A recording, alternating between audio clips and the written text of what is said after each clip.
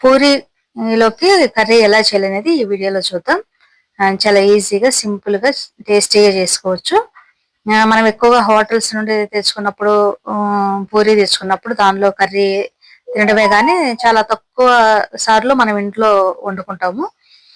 అలా కాకుండా మనం ఈజీగా ఇంకా సింపుల్‌గా పూరీల్లోకి కర్రీని చేసుకోవచ్చు. ఆహ్, చాలా టేస్టీగా ఉంటుంది.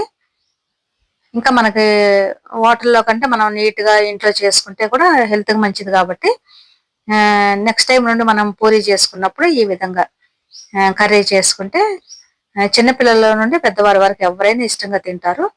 చాలా టేస్టీగా ఉంటుంది. ఇంకా హెల్తీ కూడా. ముందుగా స్టవ్ వెలిగించి బాండీ పెట్టుకొని దానిలో కొద్దిగా ఆయిల్ వేసుకోవాలి. ఆయిల్ హీట్ అయిన తర్వాత దీనిలో తాలింపు దినుసులు వేసుకోవాలి. ఆవాలు, జీలకర్ర, పచ్చిశనగపప్పు,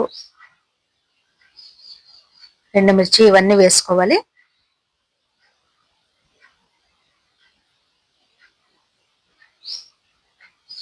ఇవి కొద్దిగా ఫ్రై అయిన తర్వాత మనం ఉల్లిపాయలు వేసుకోవాలి. ఉల్లిపాయలు ఇలా పొడవుగా కోసుకోవాలి. ఎక్కువ వేసుకోవాలన్నమాట.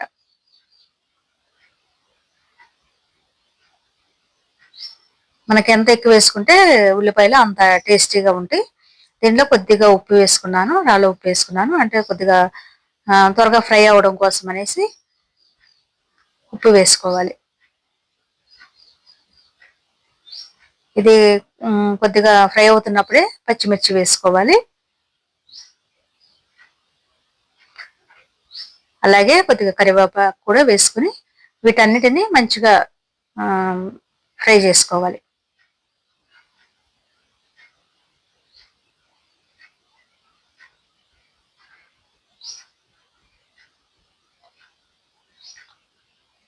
వీటిని మూత పెట్టుకుని కాసేపు మగ్గించుకోవాలి.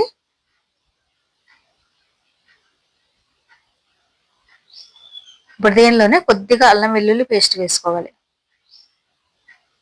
మంచి టేస్ట్ కోసం మనం వేసుకోవాలి.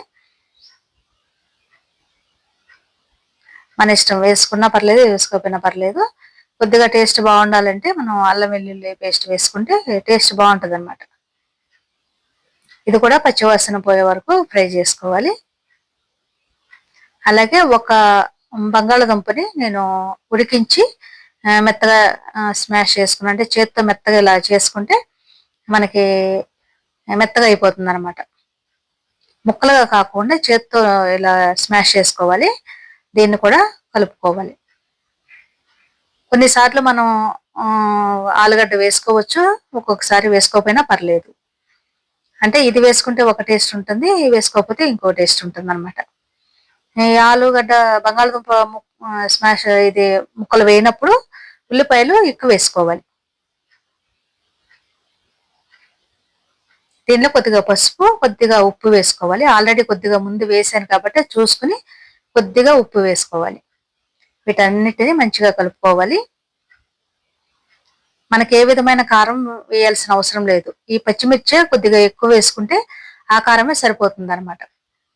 ఇంకా మనకి కారం వేయాల్సిన అవసరం లేదు. పచ్చిమిర్చి కారంతోనే కర్రీ బాగుంటుంది. అంటే కలర్ మనకి హోటల్లో ఎలా ఉంటుంది, రెడ్ కలర్ ఉండదు కదా, ఇలా వైట్ కలర్ లోనే ఉంటుంది కాబట్టి మనం పచ్చిమిర్చి ఎక్కువ వేసుకుని ఆ కారంతోనే మనం కర్రీ చేసుకోవాలి. ఇప్పుడు 2 స్పూన్లు శనగపిండి వాటర్లో కలిపి వేసుకున్నాను. కర్రీ చిక్కదనం కోసం శనగపిండి 2 స్పూన్లు వేసుకుని మనకి సరిపడా వాటర్ వేసుకోవాలి. మనకి ఎంత చిక్కగా కావాలా, పలుచగా కావాలనేది చూసుకుని, అంటే కొద్దిగా ఉడకాలి కాబట్టి కొద్దిగా వాటర్ వేసుకుని కొద్దిసేపు ఉడికించుకోవాలి.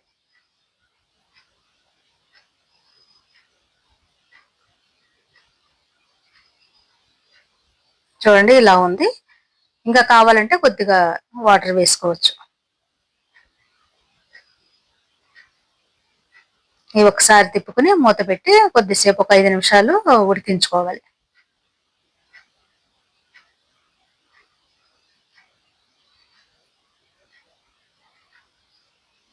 చూసారు కదా, కర్రీ ఉడుకుతుంది.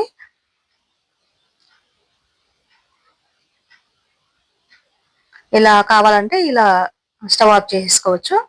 ఎందుకంటే అది కొద్దిగా చల్లారిన తర్వాత చిక్కబడుతుంది అనమాట. అందువల్ల మనం చూసుకుని ఆఫ్ చేసుకోవచ్చు.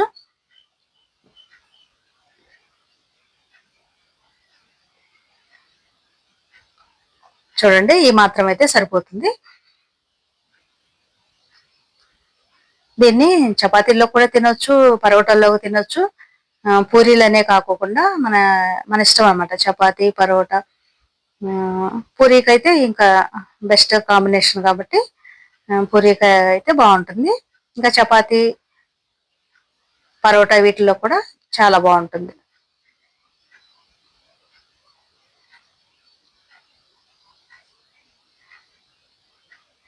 చాలా ఈజీగా సింపుల్గా చేసుకోవచ్చు. చాలా బాగుంటుంది.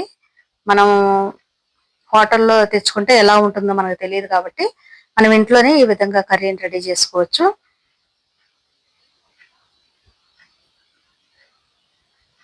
ఎక్కువ పెద్ద ప్రాసెస్ ఏమి కూడా ఉండదు.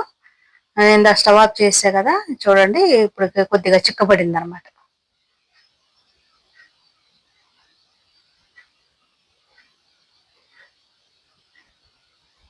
ఏ విధమైన మసాలాలు కానీ అలాంటివి ఏమి లేకుండా చాలా ఈజీగా సింపుల్గా చేసుకోవచ్చు.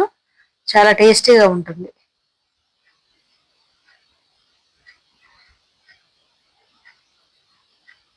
చూసారు కదా, పూరీ కర్రీ ఈజీగా మన ఇంట్లోనే ఎలా చేసుకోవచ్చు అనేది చూసాం కదా. మీరు కూడా తప్పకుండా ట్రై చేయండి. ఈ వీడియో మీకు నచ్చినట్టయితే లైక్ చేయండి, షేర్ చేయండి, ఛానల్ను సబ్స్క్రైబ్ చేయండి. Thank you for watching.